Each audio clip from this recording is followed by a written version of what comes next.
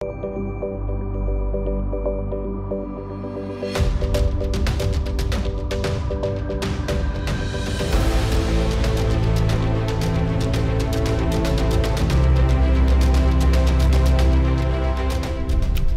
거듭해서 이제 앞으로 사회에 대해서 이야기를 좀 나눠보고 있습니다. 여러 전문가분들이랑. 네. 근데 미래 사회를 얘기하려면 과학기술 분야를 빼놓고 얘기할 수는 없을 것 같거든요. 그래가지고 오늘은 더불어민주당의 윤영찬 의원님을 과학기술정보방송통신위원회 위원으로 모셨습니다. 네. 자, 안녕하세요. 안녕하세요. 반갑습니다. 네. 네. 혹시 실례가 안 되신다면 이제 본인 소개를 간단하게 부탁드려도 되겠습니까? 예, 네. 저는 성남 중원구의 국회의원이고요. 네. 원래 동아일보 기자를 17년 동안 했었고, 그리고 네이버에서 네. 한 9년 3개월 근무를 하면서 네이버 부사장을 했습니다. 네. 그리고 대통령님 모시는 청와대에서 네. 국민소통수석으로 근무를 하다가 네. 지난번 총선에서 국회의원으로 들어왔습니다. 축하드립니다. 네, 고맙습니다. 먼저 이게 과학기술정보방송통신위원회인데요. 되게 단어가 엄청 많이 들어가는데 예. 이게 정확히 어떤 일을 맡는 그 부서인가요? 일단은 우리 사회의 미래를 좌우할 수 있는 첨단 과학기술의 육성을 담당하고 있고요. 그 다음에 그로 인해서 파생되는 네. 여러 가지 산업, 특히 이제 ICT 산업에서 네. ICT 산업의 지능에 대한 부분들을 담당하고 있고, 네. 그 다음에 우리 요즘에 이제 5G로 유명하지만 통신사들의 네. 이 여러 가지 규범들을 만들고 있고요. 그 다음에 방송사들에 대한 실질적인 규제를 담당하고 있습니다. 4차 산업혁명이라는 얘기가 요즘에 많이 나오고 있지 않습니까? 근데 그게 좀 모호하고 이해하기도 힘들고 그런 부분이 있어서 이게 이전에 있었던 2, 3차 산업혁명과 구분했을 때 가장 두드러지는 특징이나 차이점 같은 게 어떤 게 있을지. 2차 산업혁명이나 3차 산업혁명들은 이제 그 통신수단, 그 다음에 교통, 그 다음에 에너지가 이제 전환이 되면서 새로운 시대가 열리는 거죠. 지금도 이제 그런 어떤 전환의 시기에 와 있다고도 다들 이야기를 하는데요. 네. 4차 산업혁명이라는 말 자체는 되게 모호하고, 네. 사실은 저는 이제 디지털 혁명이라고 이야기를 해요. 디지털이요? 예, 디지털 혁명이라 하면 인터넷을 기반으로 해서 모든 산업들이 하나로 연결되고 지능화되는, 그래서 이제 조금 요즘에는 4차 산업혁명 분야 중에서도 데이터와 인공지능이 굉장히 중요하게 지금 부각이 되고 있습니다. 인터넷에 대한 그런 말씀을 해주셨는데 저희가 조사를 좀 해봤더니 인터넷 관련된 법률이나 규제 같은 것도 상당히 관심을 두고 활동하고 계신 것 같더라고요. 특히 이 정보통신망법, 이렇게 간단히 설명을 제가 드리자면 이런 거죠. 막 악의적인 정보가 인터넷에 올라갔을 때 그 정보의 피해자가 징벌적 손해배상을 청구할 수 있는 그런 법이라는 건데, 근데 이게 뭐 이전에 있던 법률과 어떤 법률에 부족함이 있어서 이런 법을 발의하신 예, 지금까지도 그런 그 악의적인 명예훼손이나 권리 침해, 개인에 대한 권리 침해에 대해서는 처벌할 수가 있었습니다. 네. 근데 이제 처벌에 대한 조항 자체가 저희가 약하기 때문에 그런 악의적인 명예훼손을 반복해도 결국은 법원에서 처벌을 받는 형량이라는 게 그리 크지 않기 때문에 이런 부분들이 계속해서 확대되고 있는 상황에 대해서 대응을 하자는 거죠. 그 다음에 또 하나는 이제 우리 디지털 시대를 맞아서 모두 다 자기가 컨텐츠를 생산할 수 있는 시대가 됐잖아요. 그런데 그 본인이 만드는 컨텐츠라는 게 어떤 이 미디어처럼, 언론사처럼 게이트키퍼가 있는 게 아니고 그 본인이 만들어서 직접적으로 이걸 많은 사람들한테 전파를 시키기 때문에 한 가지 실수에 의해서 개인정보를 뭐 유출했거나 아니면 명예훼손을 했거나 하는 부분에 대해서는 그냥 지금 현재 현행법대로 할 수 있지만 그것이 의도적이거나 고의적이거나 반복이 됐을 경우에는 가중적으로 처벌을 하는 법이 필요하다라는 생각이 드는 거죠. 왜냐하면 여러분들 잘 아시다시피 지금은 일단 컨텐츠가 생산돼서 유튜브에 뜨는 순간 네. 그 다음에는 그걸 아무리 주워 담으려도 주워 담을 수가 없잖아요. 네, 그렇죠. 그리고 그 뒤에 사후에 이 문제를 제기를 해서 수정이 된다 하더라도 네. 원래 이 당한 명예훼손을 네, 네. 이거를 훼손된 명예를 복원할 수가 없어요. 그렇기 네. 때문에 생산자들이 컨텐츠의 생산자들이 컨텐츠를 생산할 때 이런 상황들에서 좀 더 주의해서 네. 다른 사람들의 명예를 훼손하지 않도록 네. 조심하도록 이런 징벌적 손해배상제를 준 겁니다. 그렇다고 해서 예. 일반적인 사람들을 다 뭐 하는 게 아니고 거의 반복적으로 고의적으로 네. 이게 사실이 아님을 알면서도 라는 전제가 붙어요. 네. 그러니까 그건 이제 소수에 대해서만 네. 기재하는 도발이 되겠죠. 근데 지금 말씀을 들어보니까 의문이 드는 게 또 다른 인터뷰에서 의원님께서는 또 노티스 앤 테이크다운이라는 그 방식이 옳다. 그러니까 어떤 컨텐츠에 대해서 문제 제기가 된 이후에 내리는 게 옳다. 그 문제는 네. 이제 조금 다른 차원의 문제인데 플랫폼 사업자들에 대한 그러니까 네. 플랫폼 사업자들에 대한 문제인데 우리가 생산한 이 컨텐츠들이 네. 결국은 플랫폼을 통해서 유통이 되고 있잖아요. 유튜브를 통하든 네이버를 통하든 네. 뭐 이런 플랫폼에서 통용이 돌고 있을 때 네. 플랫폼 사업자들에게는 어떤 의무를 부여할 것인가에 대한 문제예요. 그 문제는. 네. 그래서 네. 컨텐츠를 생산하는 사람이 있고 플랫폼의 관리자가 있는데 네. 플랫폼 관리자가 모든 컨텐츠들을 다 확인하고 일일이 점검을 할 수가 없는 게 현실이에요. 네. 그리고 플랫폼 사업자에게 네가 예를 들어 지난번 엠번방 사건도 있었잖아요. 네. 근데 엠번방 사건이 있는데 왜 텔레그램에서 텔레그램 니들이 엠번방을 사전에 체크하지 않고 그런 불법적인 이 컨텐츠가 유통되고 있는데 너희들 왜 관리 책임을 못했어? 라고 이야기를 하면 그러면 엠번방 관리자는 모든 방을 다 뒤지고 다니면서 텔레그램 관리자는 그렇죠.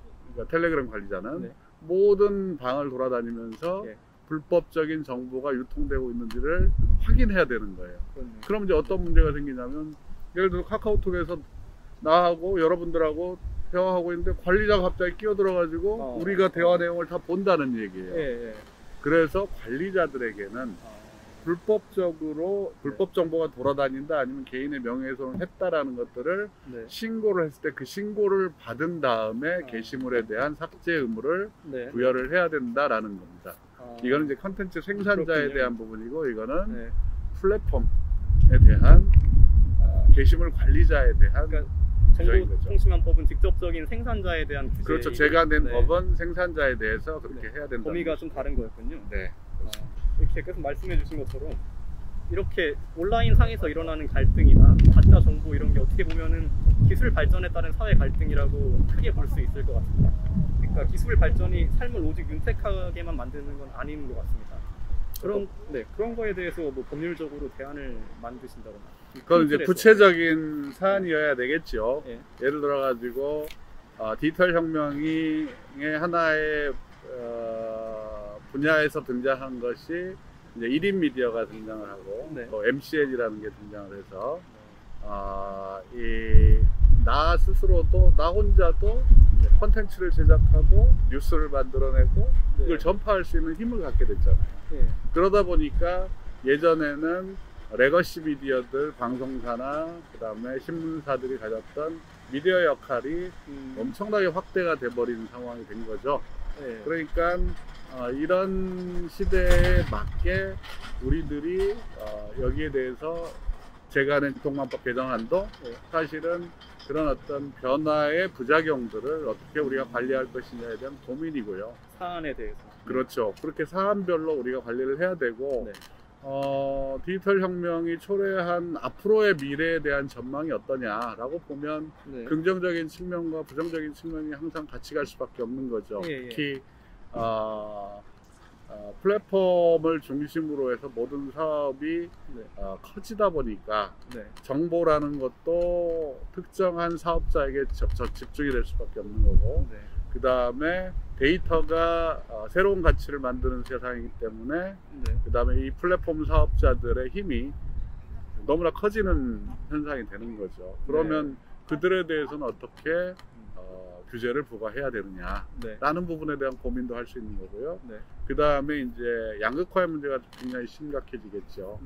양극화의 문제가 커지게 되고 노동의 실태가 이제 바뀌게 되는 거 아닙니까? 그렇죠. 예를 들어 가지고 우리 얼마 전에만 전에도 있었던 고속도로 수납원들이 다 없어졌잖아요. 그냥 지나가면 바로 하이패스로. 그리고 지금 자율주행차는 지금 미국에서는 벌써 자율주행차를 상업적으로 활용을 하기 시작했고요. 그럼 택시기사들은 어떻게 할 거냐? 라는 문제들이 우리 앞에 닥쳐져 있는 거죠. 그러면 그들을 위해서 우리가 기본소득이라는 걸 도입을 할 거냐, 말 거냐. 그 다음에 데이터세라든지 로봇세라는 걸 우리가 적용을 할 거냐, 말 거냐. 라는 부분들이 앞으로 굉장히 큰 쟁점이 될 거다라고 보고 있고요. 아직은 이제 그게 구체적으로 우리 앞에 어떤 현실로 다가올지 지금 이제 지켜보고 있는 중이죠. 기본소득에 대해서 나와서 좀 말씀을 드리고 싶은데, 그러니까 기본소득의 도입의 논의가 이루어진 게 말씀하신 것처럼 두 가지 차원이잖아요. 기술이 발전하면서 그 기술이 대체할 수 있는 인력의 일자리가 줄어들었고, 동시에 그 기술이 생산하는 부가 어떤 특정한 사람들이 독점할 수 없는 부라는 그 개념인데, 그것도 이제 그런 방식에서 국회에서 논의가 많이 이루어지고 있는 건가요, 지금? 네, 지금 이제 기본소득에 대한 논의들이 상당히 많이 진행이 되고 있죠. 이전에 비해서. 특히 이제 코로나19 때문에 우리 사회에 코로나라는 게 기본적으로 약한 사람들을 더 크게 공격을 하는 경향이 있고요. 감염병이라는 게. 그러니까 없는 사람들이 더 심한 고통을 겪게 되는 거잖아요. 그래서 이번에 우리가 처음으로 해봤던 게 재난소득을 우리가 재난지원금이라는 걸 두 차례에 걸쳐서 하나는 이제 보편적인 재난지원금을 줘봤고, 이번에는 선별적으로 이제 줘봤던 거죠.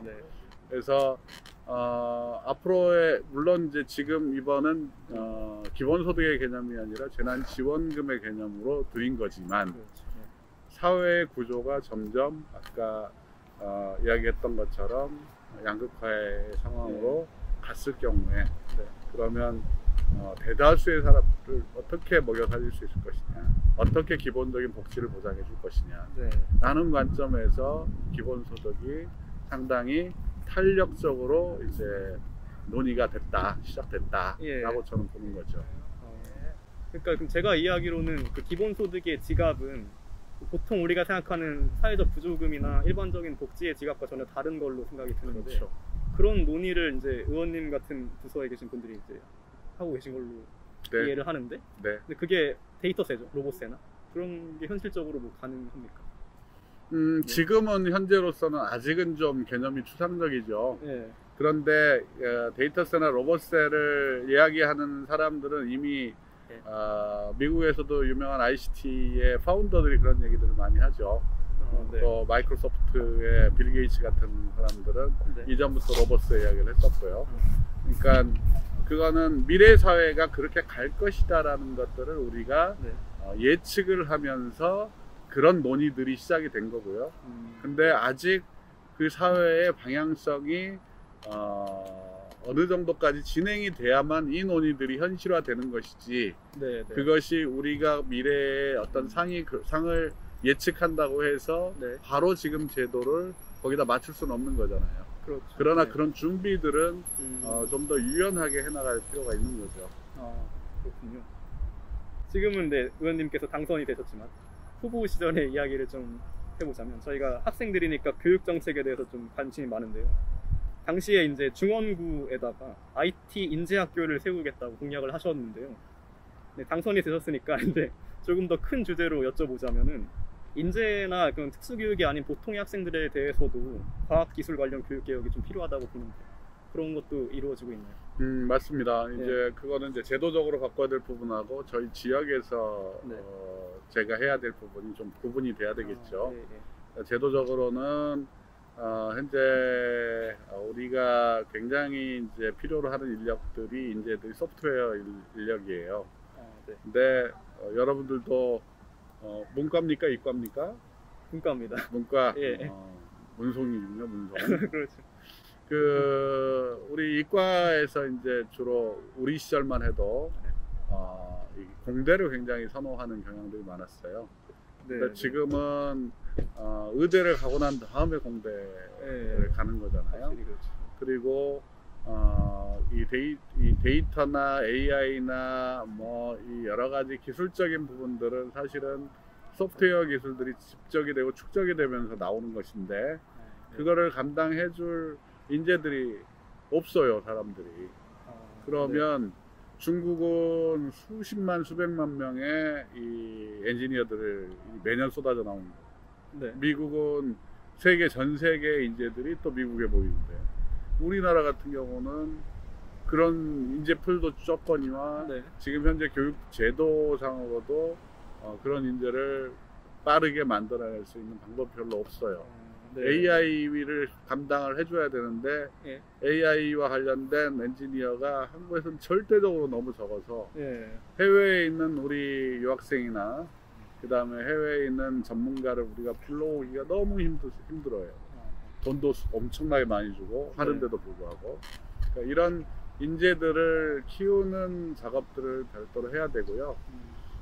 제가 중원구에 우리 아이들, 학생들한테 ICT 교육을 시키고 싶다라고 생각하는 건 중원구의 특성도 다 포함되어 있어요. 중원구는 1970년대 초반부터 이렇게 집단으로 이주를 해서 우리 서민들이 많이 사는 곳이에요. 서민들이 많이 살다 보니까 우리 여기서 자라는 청년들, 청소년들이 미래에 대한 교육을 다른 곳보다 접하기가 쉽지가 않아요. 그래서 이 친구들에게 특히 미래가 어떻게 변할 것인지에 대한 기술적인 부분들, 그 다음에 사회적인 부분들을 미리 보여주고 또 빨리 잘 적응하고 또 거기에서 새로운 자기의 이 어떤 적성을 찾고 그러면 그분들을 어떻게든지 지원하는 시스템을 좀 만들어 주려고 생각을 하고 있습니다. 무슨 제도적인 차원에서 좀 큰 틀의 변화가 필요하고 이제 말씀하신 그런 공약 같은 거는 지역적 특성에 관한 내용이었던 거고 그러면 이제 디지털 뉴딜에 대한 견해도 자주 밝혀오신 걸로 이제 아는데 일단 정부가 이야기한 디지털 뉴딜의 핵심이 어떤 거죠? 디지털 뉴딜의 핵심은 DNA라고 흔히들 이야기를 하죠. DNA. 데이터, 그다음에 네트워크, 그다음에 AI. 이 세 가지고요. 여기를 기본적으로 관통하는 건 데이터입니다. 이 데이터를 어떻게 활용하냐에 따라서 클라우드와 데이터를 보관하고 활용하는 방식이 클라우드고요. 그 다음에 그 보관하고 융합해서 새로운 알고리즘을 만들어내는 게 이제 AI예요. 그래서 데이터, 그 다음에 네트워크, AI 요 세 가지를 어떻게 우리들이 발전 지능시킬 것이냐라는 게 굉장히 중요한 화두고요. 그러려면은 가지고 있는 데이터들을 마음껏 융합하고 마음껏 사용할 수 있는 이 법제적인 준비들이 돼야 되는 건데 그런데 거기에는 또 다른 가치가 또 반대에 있어요. 개인정보는 보호되어야 한다라는 또 다른 이 중요한 화두가 있는 거예요. 그러다 보니까 개인정보를 어떻게 하면 보호하면서도 잘 활용할 수 있게 하느냐 라는 부분들이 가장 늘 부딪히는 가치예요. 그래서 그거를 잘 보호하면서도 또 잘 활용하는 요 방안들을 찾아서 제도화 시키는 것이 제가 제 일이고요. 그 다음에 이제 우리 국내 IT 산업계에서 우리 정부가 추진하고 있는 디지털 뉴딜에 정부가 하는 일은 마중물이에요. 항상 우리는 그걸 하는데 지원을 한다지 우리가 주체가 될 수는 없어요. 정부나 국회가 주체가 될 수는 없어요. 그럼 민간에서 그 일들을 활성화시킬 수 있도록 저희가 도와주는 일, 그런 역할이 디지털 뉴딜의 핵심이라고 봐요.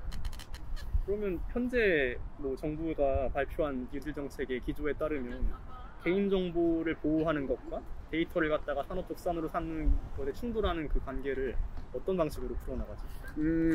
지금 이제 지금까지는 저희가 개인정보 보호를 위해서 네. 여러 가지 법들이 많이 산재해 있었어요. 예. 신용정보보호법이라든지 정보통신망법이라든지 그 다음에 개인정보보호법이라든지 네. 뭐 이게 다 서로 나눠져 있었어요.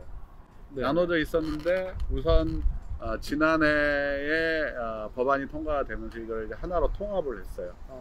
하나로 통합을 하고 네. 거기에서 비식별 정보라고 해서 이제 개인 정보가 있으면 그거를 이렇게 가명 처리하는. 네. 그러니까 이 비식별 정보는 활용할 수 있도록 이렇게 길을 터놨어요. 예. 그래서 비식별 정보나 익명 정보 네. 같은 경우는 이제 연구라든지 연구 목적이라든지 아니면은 뭐 과학적인 목적이라든지 네. 그 다음에 일부는 또 산업적인 목적으로 활용할 수 있도록 길을 턴 거예요. 예. 우리는 지금 거기까지밖에 못 온 거예요. 예. 이제 네. 이 부분에서 조금 더 나가서 이 데이터를 활용할 수 있도록 우리들이 제도적인 기반을 마련해주는 게 중요하다고 봐요. 뉴딜에 대해서 이제 얘기를 좀 더 해보자면은 위원님께서 SNS에 올린 글이 되게 인상적이었는데요. 이렇게 써주셨어요. 그러니까 건설 일용 노동자분들이 지역구에 계신데 이런 뉴딜 정책의 온기가 하루빨리 아래로 전달되었으면 좋겠다. 이렇게 말씀하셨는데 이는 단순히 규제 개혁이나 혁신 이런 것과는 결이 좀 다른 말씀이죠. 네, 맞습니다. 그래서 디지털 부분에서 공정이나 평등 같은 가치들을 실현할 수 있는 방안이 어떤 것이 있을까요? 디지털 부분에서는 이제 그때 조금 맥락이 약간 다른데요. 그때는 네, 디지털 뉴딜이라는 개념이 아직 확정이 안 됐을 때였어요. 이전인가요? 그래서 저는 피부에 와닿는 국민들이 체감할 수 있는 디지털 뉴딜이 이루어졌으면 좋겠다를 지금 주장하고 있어요. 저는. 예. 그리고 내부에서도 상당히 공감을 받고 있고요. 네.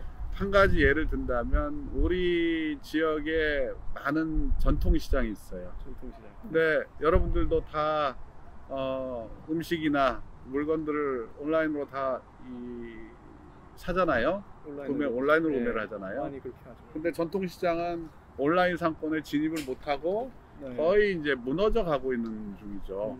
네. 거기다가 코로나19가 와서 사람들이 출입을 안 하니까 전통시장은 어떻게 되겠어요? 완전히 다 문을 닫아야 되는 상황이죠. 그렇죠. 네. 그런데 이분들은 고령화되어 있기 때문에 네. 온라인에서 물건을 판다는 개념 자체가 없으신 분들이에요. 예. 그래서 이런 전통시장이나 골목상권의 영세 상인들을 네. 물건을 그러니까 먹을 거죠. 식품을 네. 온라인에서 판매할 수 있도록 온라인 입점 프로젝트를 지금 진행을 하고 있고요. 예. 저희 지역에서는 벌써 5개 시장이 지금 온라인으로 좀 전환이 되고 있습니다. 그렇군요. 그런 방식으로 이제 그렇죠. 그래야 네. 어쨌든 디지털 뉴딜이라는 게 네. 일반 국민들이 체감하는 방식으로 더 확산될 수 있다 이렇게 보고 있습니다. 네, 그러면 이건 좀 넓은 질문인데 이제 앞으로 기술 혁신이 계속해서 일어날 거 아니겠습니까? 단순히 4차 산업혁명을 넘어서 그러면 그런 혁신들이 큰 틀에서 어떤 방향을 따르는 게 바람직할까요? 어려운 문제예요. 예. 그러니까 기술의 발전, 그 다음에 4차 산업혁명의 진화, 네. 그리고 디지털 혁명이라는 게 진화하면 할수록 우리는 그 미래의 앞을 잘 내다보지를 못하죠. 어떤 방향으로 갈 것이다라는 예측이 많이 나오고 있는데 네. 불행히도 그 미래라는 것들이 아까 이야기한 것처럼 양극화를 심화시키고 지금 현재 있는 노동자들의 노동의 형태, 그 다음에 실업 네. 이런 문제들을 더 많이 야기할 거다에 더 많은 무게중심이 가 있어요. 그러니까 그런 분들이 그런 시대가 오기 전에 미리 대비하고 그래서 직업을 잃어버린 분들을 어떻게 직업 훈련을 시켜서 새롭게 변하는 세상에 적응할 수 있도록 할 것인가 이런 것들이 모두 다 우리 시대의 변화와 함께 우리가 서민들에서 그러면서 아까 말씀드린 새로운 세제 개편이라든지 기본소득에 대한 고민이라든지 이런 걸 통해서 어떻게 직업을 잃어버리거나 새로운 길을 찾지 못하는 서민들에게 지원을 해줄 수 있는 방법이 뭔가라는 것들을 진지하게 고민을 해야 되는 거죠. 그러니까 좀 짧게는 발생할 수 있는 부작용과 이제 소외될 수 있는 분들에 대한 어떤 케어 같은 거를 신경을 쓰고, 좀 크게 봐서는 뭐 기본소득 같은 넓은 개혁들을 고민을 해봐야 된다. 네, 그게 우리가 지금 K-뉴딜 위원회에 여러 가지가 있어요. 네 가지가 있는데, 하나는 디지털 뉴딜, 제가 이제 간사를 맡고 있는 디지털 뉴딜. 그 다음에 에너지 부분, 기후 변화와 기후 위기가 심각하잖아요. 코비드19, 코로나19도 기후 변화에서 비롯됐다는 주장하는 분들이 굉장히 많고요. 그래서 이거를 빨리 탄소 제로 사회로 전환을 해야 된다. 그러려면은 이 그린 재생에너지들의 비율을 확실히 높이고 탄소 배출량을 줄이는 이런 프로젝트를 빨리 진행해야 된다 우리가 라고 해서 이 그릴 뉴딜 문과가 있어요. 또 하나는 앞으로 미래 사회가 이 사회적인 약자들의 삶이 더 힘들어질 거기 때문에 그들에게 일종의 사회 안전망이 될 수 있는 제도를 어떻게 갖출 것이냐 고민하는 사회적 뉴딜. 그리고 이제 또 하나는 중앙과 지방의 격차가 굉장히 심해지고 있기 때문에 지방은 거의 뭐 인구도 줄고, 그 다음에 앞으로 20년 뒤면 소멸할 시군이 굉장히 많다고 얘기를 하잖아요. 그래서 지역 뉴딜이라는 개념을 또 하나 포함시켰어요. 4개의 차원에서 미래의 사회를 지금 대비하고 있고 준비를 하려고 하고 있습니다. 마지막 질문인데요. 조금 추상적으로 들릴 수도 있을 것 같은데, 의원님께서 앞으로 이상적인 미래 사회 모습을 좀 말씀해 주신다면 어떤 사회가 좋은 사회인가? 우선은 기회에 있어서는 평등했으면 좋겠어요. 그래서 우리가 서로 태어난 과정은 다 다를 수 있지만 자기가 노력하면 그로 인해서 보상받을 수 있고 또 그것이 결과로 나타날 수 있도록. 지금은 양극화뿐만 아니라 점점 계층이 고착화되는 현상들, 그러니까 사다리가 자꾸 없어지고 있는 현상들, 이런 부분들을 어떻게 해소시켜 줄 것인가 라는 부분들이 굉장히 큰 고민이고요. 기회가 공평하면 사람들 사이에 연대 의식도 굉장히 높아질 거라고 생각을 해요. 그래서 우리가 앞으로 다가오는 미래 위기라는 건 연대가 아니면 이겨낼 수가 없어요. 이번 코로나19에서도 우리가 분명히 봤지만 너와 내가 다른 사람이 아니고 너와 내가 하나고 우리 세상은 모두 다 연결되어 있다는 인식을 가져야만 이 위기의 상황을 극복하고 우리가 좀 더 한 단계 더 나은 사회로, 나은 사회란 건 물질적으로 낫다는 얘기가 아니라 좀 더 행복한 사회로 갈 수 있는 발판이 되지 않겠느냐 생각합니다. 행복한 사회를 위해 연대가 필요하고 연대를 만들 수 있는 조건들을 마련을 해줘야 된다라는 그 말씀이십니다. 여기까지 하겠습니다. 감사드립니다. 고맙습니다. 감사합니다.